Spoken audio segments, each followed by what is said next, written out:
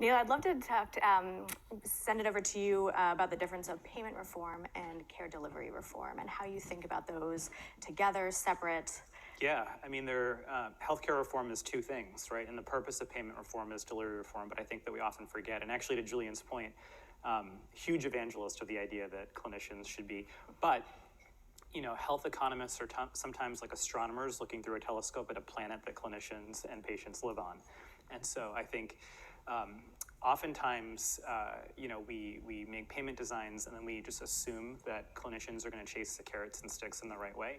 But fundamentally, we're the masters of the workaround, right? And so I think the opportunity, especially for digital health, is to construct care models that make sense first and foremost, and then design payments that are attached to those. And there's several ways in which one could envision this, but first of all, in maternal health, just so you all know, just the cost of hospitalizing moms and babies is 0.6% of our GDP.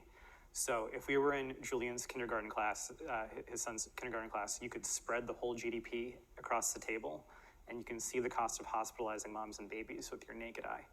Huge opportunity there.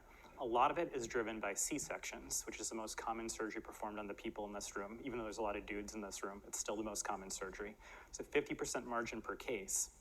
And if you just approach it from a payment sort of perspective, you might be like, oh, well, we should pay less for C-sections then, and you might even blend the payment rate for vaginal deliveries and C-sections, which is what many have done.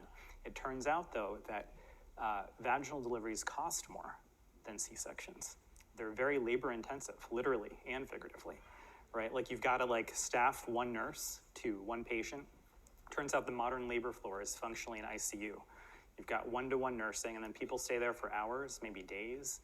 It's always less expensive to do the C-section. So actually, if you were designing the payment to fit the delivery model you'd want to see, you'd pay more for the vaginal delivery, and you'd pay for the kinds of support that people need across their whole pregnancy journey, which is part of what we're trying to construct at Maven.